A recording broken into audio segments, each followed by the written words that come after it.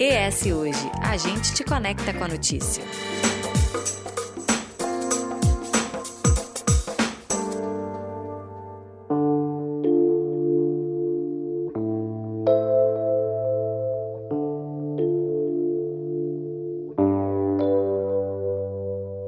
Em 12 de outubro é comemorado o Dia de Nossa Senhora de Aparecida e também o Dia das Crianças. Esta é a data em que se homenageia a padroeira do Brasil, que também é um dos principais símbolos do catolicismo. A santa foi considerada a padroeira oficial em 16 de julho de 1930 lá pelo Papa Pio XII. 50 anos depois, foi decretado oficialmente que o dia 12 de outubro seria feriado oficial no país, desde que não caia no final de semana.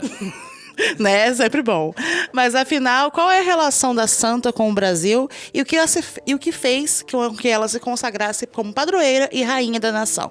Para nos ajudar a entender mais sobre a história do dia, da fé e da Nossa Senhora dentro do catolicismo, recebemos em nosso estúdio o doutor em Ciências da Religião, Edebrande Cavalieri. Seja muito bem-vindo, Edebrande, mais uma vez aqui com a gente. Prazer muito grande estar aqui e mais ainda tratando de um tema que remete à nossa cultura religiosa, que é uma cultura de muita devoção, de muita religiosidade. E a gente tem um apreço muito grande pelo sentido que ela alcança no conjunto da sociedade, no conjunto da história, etc. E quando é que começa a nossa relação com a Nossa Senhora Aparecida especificamente, que ganha esse feriado? Como é que o brasileiro começou a se identificar com essa parte da Nossa Senhora, né? Que são vários pedacinhos espalhados, vamos colocar assim. Olha, é interessante que na Caravela de Cabral ele já trazia uma imagem de Nossa Senhora da Esperança. Também um retábulo de Nossa Senhora da Piedade. Já começa ali. Isto é, a primeira missa celebrada no Brasil, a segunda, era o altar e tinha a presença da imagem de Nossa Senhora. Em 1570, aqui no estado do Espírito Santo, você tem Nossa Senhora da Penha. Então, a devoção mariana na sociedade brasileira, ela está presente desde o descobrimento e chega aos nossos dias crescendo. Então, quando você fala em Nossa Senhora Aparecida, ou a festa de Nossa Senhora Aparecida, você está diante da segunda maior festa religiosa do Brasil. A primeira é Nossa Senhora de Nazaré, ou Círio de Nazaré, no norte. Que é do lado. É do lado. Que é bem próximo. E a terceira é Nossa Senhora da Penha, aqui em Vitória. Então, são 3 festas, né? Que movimentam muito, né? Muito, muito, muito. A devoção ou a crença religiosa, ela é muito forte entre nós. Você tem vários títulos em relação à devoção mariana, né, assim falando. E Nossa Senhora Aparecida, ela tem um sentido assim muito profundo, né? Se a gente observar logo a origem dela, entendeu? Como é que nasce, né? Essa é a grande pergunta. Como é que aparece isso daí, entendeu? Não é um decreto que vai e impõe. Às vezes a igreja impôs algumas devoções como forma mais, né, de orientação, mas as devoções normalmente elas nascem, né, no próprio povo. É uma manifestação espontânea, né? Espontânea. É uma manifestação da religiosidade do povo. Você imagina, num momento em que você não tem muitos recursos para a saúde, não tem um Estado, você tem a pobreza muito grande, o recurso da fé parece se tornar o último. Eu só tenho nisso para me agarrar, nessa doença, nessa necessidade. Eu costumo respeitar muito, sabe, as devoções populares, porque elas revelam, são profundamente reveladoras da carência das pessoas, dos mais pobres. E no caso de Aparecida, isso é forte, tá? É aquela história, né, da compadecida, né? Quando não resta nada a se agarrar, a gente clama a Nossa Senhora para salvar a gente. E tem aí, isso que você está puxando é interessante, porque ali a figura da mãe é a figura materna, né? A figura da ternura, e você buscar minha mãe, né? Então, o recurso à devoção mariana, ou à Nossa Senhora, tem muito disso. Não significa transformá-la, tá, em um objeto de adoração, como às vezes se condena, mas através de uma mediação, isto é, através dela nós podemos chegar a uma fé mais madura, mais profunda a Deus. Então, é uma forma assim, eu não tenho nada, tenho que alguém que vai intermediar ali, vai rogar por você. Mas esse conceito de Nossa Senhora, tem muita gente que não é católico, não entende, né? Ela é uma representação de uma coisa só. Isso daí é interessante, porque tema, né, da presença de Maria no cristianismo, e a gente sabe que desde o momento em que Jesus começou a vida dele, Maria estava ao lado o tempo todo. Então, uma mulher que está acompanhando um monte de homens aí, entendeu? Então, numa sociedade patriarcal, machista, etc., mas Maria estava aí junto. E aí, quando chega mais ou menos no século III, começa a haver uma discussão muito forte se Maria era mãe de Deus ou mãe de Jesus Cristo, que é uma diferença muito grande. Tá? E até hoje chega essa discussão. Maria é mãe de Deus ou é mãe de Jesus Cristo? Tá? Então existe uma definição da fé cristã considerando-a como mãe de Deus, porque como ela poderia, né, gerar Jesus Cristo, né, e Jesus Cristo é filho de Deus, e humanamente, né, normal, como cada um de nós, então ela seria, então ali se define Maria como mãe de Deus. Agora, os vários títulos que ela vai alcançando, você vai atribuindo a Maria uma série de títulos ou de devoções. Então, tem Nossa Senhora do Bom Parto. Por que Bom Parto? Isto é, naquele momento que você não tem médico, o recurso à fé. Então, Maria vai me proteger, a mulher reza, né, para proteger na hora de nascimento do filho. Nossa Senhora da Saúde, Nossa Senhora dos Remédios, Nossa Senhora da Penha, porque lá no Penhasco... Essas Nossas Senhoras são várias formas de representar Maria, várias né? formas de representar. São várias manifestações da religiosidade. Cada um vai rezar de uma forma. E para algum fim específico. Né? Você pega, por exemplo, Nossa Senhora da Conceição, tem a ver todo com a questão da gestação, entendeu? Então, uma diversidade muito grande, mas muito grande. E também aparece, assim, títulos em função de devoções sobre o aparecimento de Nossa Senhora, por exemplo, em Fátima, em Medjugorje, em Lourdes, etc., entendeu? E uma coisa falando sobre representação, né? A Nossa Senhora de Aparecida, ela é uma das principais santas católicas aqui no nosso país, e ela é representada por a imagem de uma mulher negra, né? Que é um diferencial também, porque muitas santas são representadas por mulheres brancas. Qual é a relação dessa relevância disso dentro de um contexto brasileiro? Se a gente pensar dessas carências e na própria expressividade de cor dentro da população mesmo, a maior parte da população, né? A gente aí tem que colocar um pouquinho do contexto histórico, né? Como é que aparece essa imagem negra? A história nos conta que houve uma visita em Guaratinguetá, que é a cidade vizinha lá de Aparecida, de um conde chamado Conde de Assumar. Receberam, a população que recebeu, né, a família que recebeu, não tinha praticamente o que comer. Chamaram 3 pescadores para buscarem peixes no rio Paraíba do Sul. Mas o Paraíba do Sul já era um rio devastado pela mineração, pela exploração de madeira, etc. O rio já estava praticamente sem peixe nenhum e já estava poluído. E ele falou, como assim que a gente vai achar peixe aí? A gente não vai achar peixe nenhum. E eles foram, não estavam achando. Tá? E de repente, nas redes, depois de muito tentar, eles encontram o corpo de uma imagem, né, de Nossa Senhora. E o corpo enegrecido. Continuaram a pescaria. Tá? 1 quilômetro depois encontraram a cabeça desse corpo, também enegrecido. E levaram para casa, entendeu? E aí que começa. Então, é uma imagem de Nossa Senhora da Conceição. A cor original dessa imagem seria a pele branca e o vestimento vermelho e azul. Só que, no contexto do rio ali, ela ficou enegrecida. O fato de ser uma imagem enegrecida começa, né, aí no século XVIII, nós estamos, tá? Essa ligação com a liberdade dos escravos. E aí, então, a preservação daquela imagem como um sentido social de liberdade. É o símbolo da pobreza. E era por ali que passavam os escravos, as tropas. Aquela região aí era uma região, era estrada mesmo, entendeu? Então historicamente começa desse movimento, do encontro dessa imagem. Essa imagem vai ser restaurada, vamos dizer, colado com cola de abelha, entendeu? Precária, mas colaram e foi, né, começar. Aí fizeram uma capelinha, uma choupanazinha de sapê, Tá? E aí os escravos começam passando ali para rezar para aquela santa que foi achada. E cada escravo que passa por aí, cada transeunte que passa por aí, vai levando para o interior do Brasil, tá, essa devoção. Pouco tempo depois fizeram um santinho também. E aí então começa a crescer. Começa a se espalhar, a difundir, né? Se espalha.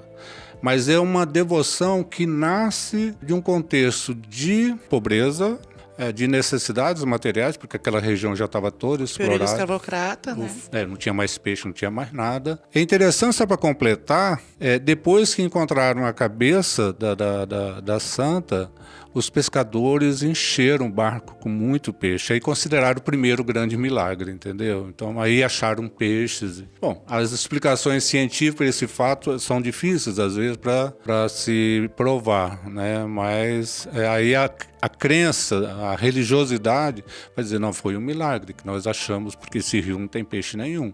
E conseguiram comida para o conde de Assumar. Conseguiram feito.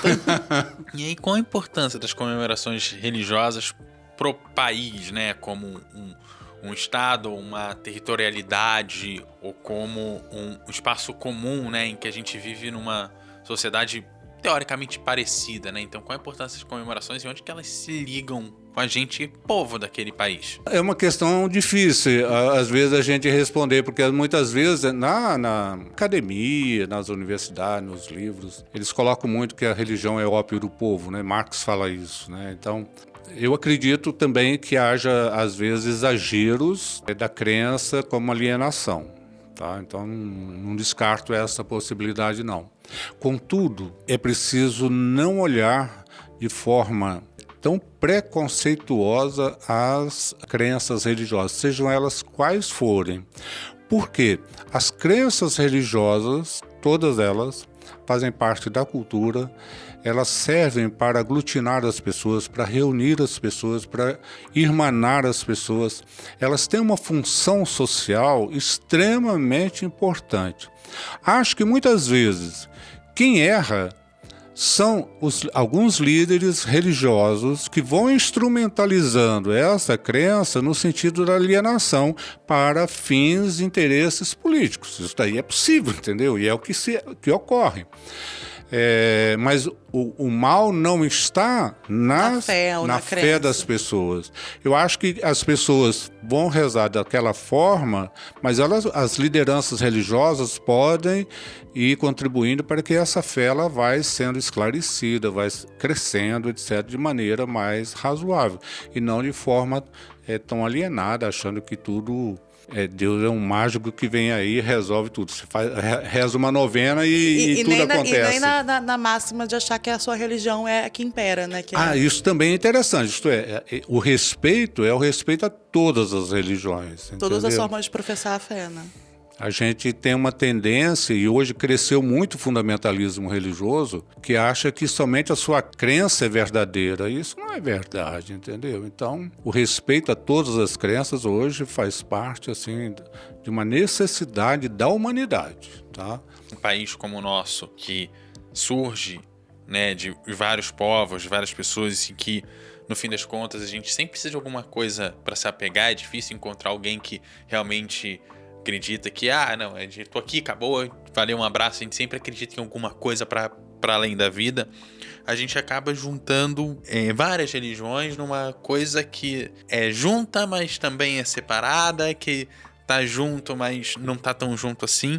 E nesse sincretismo religioso, a gente acaba dando a celebração da Nossa Senhora Aparecida também a representação de Oxum, como acontece também com outros santos da Igreja Católica. A gente acaba buscando numa imagem que a gente tem acesso uma outra representação. Como é que a gente junta essas culturas, fazendo com que elas estejam juntas e que elas estejam separadas, né? Eu, como carioca, a gente pega muito o São Jorge, né? E uma das coisas que eu comento é: dificilmente a pessoa que vai rezar para São Jorge está efetivamente rezando para São Jorge. Tem alguém lá, mas... E acaba também virando um feriado regional. Então, como que essas pequenas ligações entre as várias religiões faz com que elas ganhem força, mas que também... E que ponto que elas se separam? Eu acho que se separa no momento em que a tendência da exclusividade. Quando eu parto para a exclusividade, eu estou excluindo o outro. Tá? Então, só eu que estou com a verdade. entendeu? Então, isso na história nós temos muito. Teve até guerras de religião, pra você ter uma ideia. A Guerra dos 30 anos foi em decorrência disso, entendeu? Então, acho que o primeiro momento é o momento em que você exclui o outro. Então, uma guerra contra o outro, a exclusão do outro, a destruição do outro. Por exemplo, é inadmissível você ter um terreiro invadido, destruído, e, sabe? É inadmissível ter uma imagem da santa, como foi a Aparecida, que ela foi objeto de tomada e destruída em quase 200 pedaços, entendeu? Então, Então, você tem situações que nós chamamos de intolerância religiosa. Então, a grande desgraça da humanidade, desculpe a expressão, usando assim muito forte, se chama intolerância religiosa. A intolerância religiosa, ela é a raiz de muitos males. Então, aí vem a sua pergunta, como trabalhar isso? Na base da tolerância, da convivência, do diálogo, do respeito. Então, você imagina um papa rezando numa mesquita? Você se imagina, você que está nos ouvindo, você se imagina entrar numa mesquita e rezar? Aí João Paulo II, papa, foi para o Oriente, entrou numa mesquita, tirou os sapatos, tirou as meias, entrou descalço e rezou numa mesquita junto aos muçulmanos. Que Deus é esse que exclui a possibilidade de a gente rezar junto do outro? Então, o que impede você rezar também num terreiro? Não, e se o espaço ele é de conexão a Deus, independente de qual seja, qualquer lugar que você reze não te deixa próximo a Deus? Você está se conectando Pois é. com a sua... Teve uma vez que na universidade eu fui desafiado lá, na UFES, tá? UFES mesmo. A vice-reitora falou assim, eu queria rezar aqui dentro. Eu falei, tá bom, vamos rezar. Nada impede a gente rezar na universidade. Eu falei, só que nós vamos chamar todas as lideranças religiosas que nós conhecemos aqui e vamos fazer uma celebração. Não vamos rezar missa aqui. Aqui não é lugar para a gente rezar missa. A não ser que você queira só chamar os católicos para rezar uma missa. Resultado, nós chamamos judeu, muçulmano, espírita, nós chamamos da Umbanda, chamamos católicos, evangélicos. E fizemos essa celebração de ação de graça. Isto é, vamos agradecer ao Deus que cada um acredita isso que nós recebemos. Gente, isso é muito bonito. Isso é exemplo concreto da possibilidade de se fazer uma convivência interreligiosa, rezando ao Deus que cada um acredita. Então, eu acredito muito na humanidade na medida em que ela caminha para esse tipo de convivência solidária. E se aquele irmão seu, que é de outra religião, está passando necessidade e você é católico, você é devoto de Aparecida e você, de Nossa Senhora Aparecida, e você não ajuda... Não, mas ele é espírita, ele é da Umbanda, ele é para um terreiro.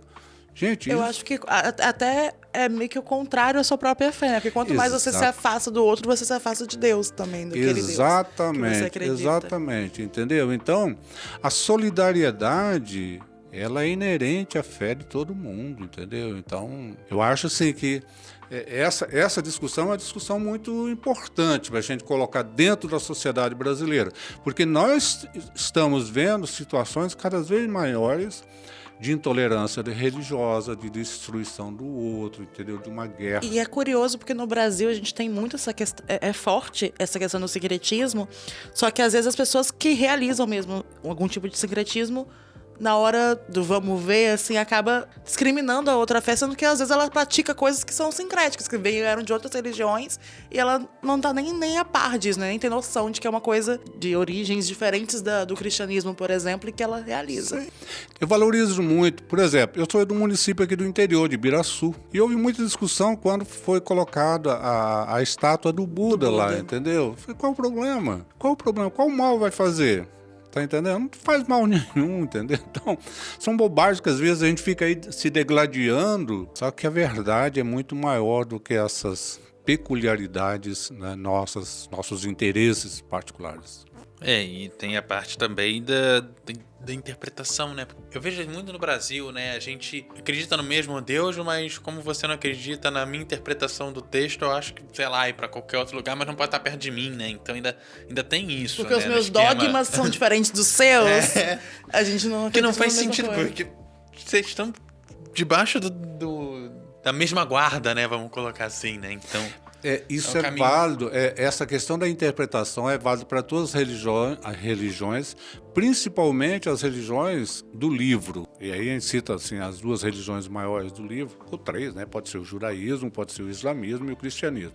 São três religiões que têm o livro sagrado. E aí começa o problema da tradução. Quando você vai falar da tradução, você tem a interpretação. E a gente também está falando de um texto que é 2.000 anos para trás, que já sofreu tradução da tradução da tradução da tradução da tradução. E além da questão da tradução, de, tipo, modificar alguns sentidos, a própria interpretação que a pessoa vai ter sobre aquela, se vai ser literal, se não vai ser literal, se vai ser... A própria já língua muda, né? também muda, né? Assim, latim, latim de que época e de qual... Você tá olhando com base na interpretação de que ano aquele... Se português não é o mesmo de 50 anos atrás e hoje a gente interpreta palavras de forma diferente, imagina algo de 2.000 anos atrás, né? Mesmo que tenha um texto ali de base, até mesmo de interpretação, quanto tempo depois do texto original que aquele outro foi escrito, né? E todo texto, ele é feito num contexto. Então, se você não se remeter a uma interpretação contextualizada no máximo possível da época em que ele foi escrito, aí você pega um versículozinho, por exemplo, da Bíblia, tá? Retira do contexto, né? Retira do próprio texto bíblico e daí faz um dogma de fé. Não dá pra gente ser anacrônico, né? Achar que as coisas não têm tempo, Isso daí te leva a qualquer lugar. Essa leitura ou essa interpretação fundamentalista, que nem é uma leitura literal, rasa, tá?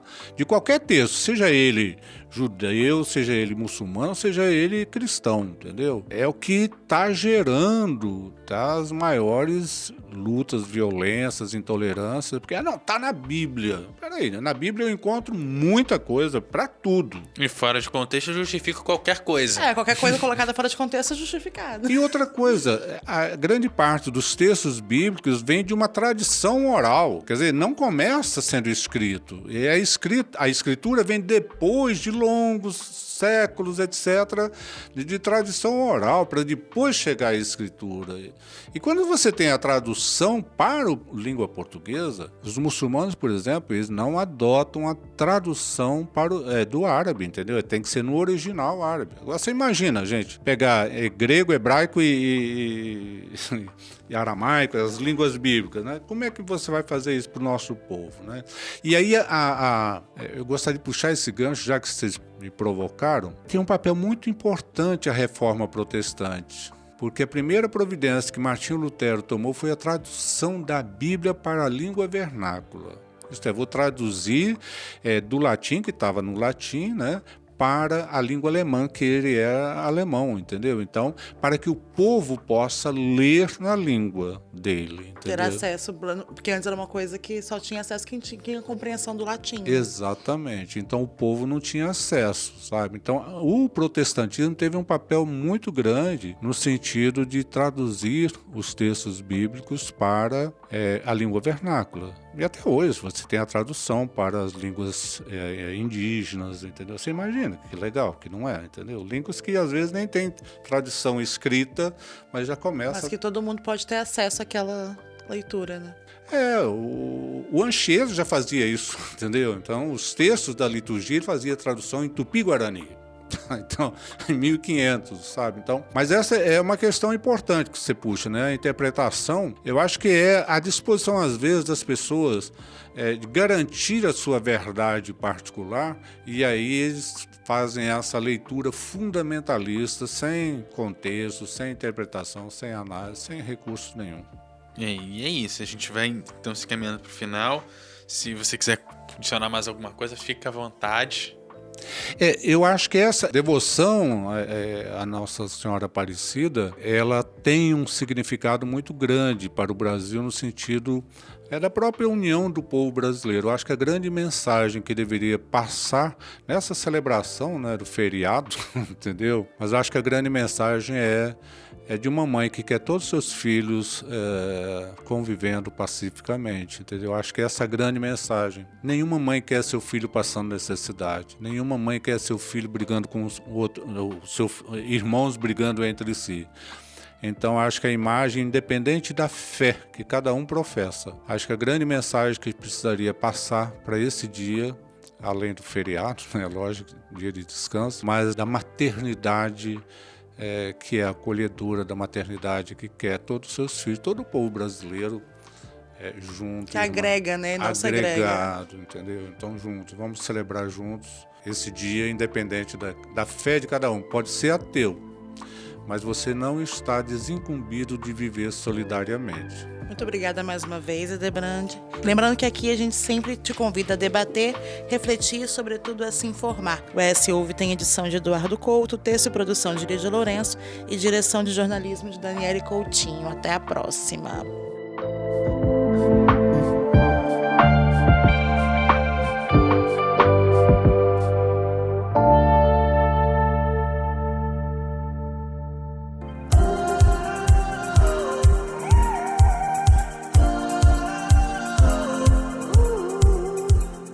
Deixe seus comentários no eshoje.com.br. É lá que você se mantém informado toda semana. E nos siga nas redes sociais com @eshoje e no nosso canal do YouTube.